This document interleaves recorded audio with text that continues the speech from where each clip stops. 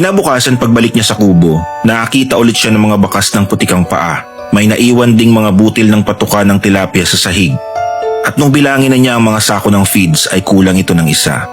Galit ang naramdaman ni Gilbert dahil kapag nalaman ng kanyang amo na may kulang sa inventory ng patuka ay tiyak na siya ang mananagot. Bandang alas 6 ng araw na iyon, habang inaayos niya ang lambat ay biglang may humawak sa kanyang mga paa. Hinihila siya nito pailalim. Buong lakas na humawak si Gilbert sa kawayan at pinilit ipadyak ang kanyang mga paa sa tubig upang makawala. Makalipas ang ilang segundo ay tila biglang nawala ang humihila sa kanyang paa. Agad-agad siyang umahon at animoy hinahabol ang kanyang hininga sa pagod at gimbal na kanyang nararamdaman. Sa matinding takot ay dali-dali niyang pinaandar ang motor ng kanyang bangka at lumisan.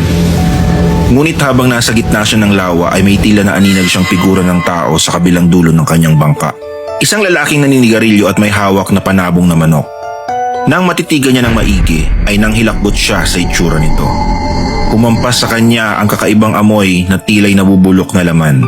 Ngunit nang kumurap siya ay bigla na lang naglaho ang imahe sa kadiliman. Hindi siya nakatulog ng maayos ng gabing iyon. Napagtanto niya na may kakaibang misteryo ang nagaganap sa lawa. Dahil sa takot, gusto na niya munang tumigil sa pagbabantay ng fish cage. Ngunit nang maisip niya ang kanyang pamilya ay wala rin siyang ibang pagpipilian. Ilang linggo ang lumipas, isang umaga nang pumunta siya sa kubo ay may nakita ulit siyang mga bakas ng putikang paa. Nagtaka siya dahil halos 2 linggo ring walang ganong eksena at walang nawalang mga sako ng patuka. Ngunit noong araw na iyon nang bilangin niya ang stock ay kulang na ito ng 2 sako. Nang akma na siyang maghahagis ng patuka ay nagtaka siya dahil kakaunti lamang ang lumutang na mga isda para kumain. Dahil dito kinuha niya ang kanyang goggles at bahagyang sumisid. Mas lalo siyang nagtaka dahil ang mga isda ay nasa kalalimang bahagi ng tubig. Hindi na siya nangahas sumisid pa sa mas malalim na bahagi dahil delikado. Kinahapunan ay maaga siyang umuwi.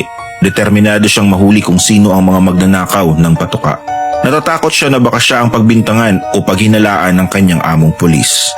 Natulog muna siya dahil plano niyang bumalik sa lawa ng mga bandang alas 9 at doon magpalipas ng magdamag sa kalapit na kubo upang maaktuhan ang mga salarin. Bandang alas 9, pumwesto na siya sa kalapit na kubo. Masusi niyang inobserbahan ang paligid. Bandang alas 2 ng madaling araw, nang tila dinadalaw na siya ng antok ay may narinig siyang motor ng bangka na papalapit sa kinaroroonan niya. Sumilip siya ng bahagya sa maliit na bintana ng kubong pinagkukublian niya.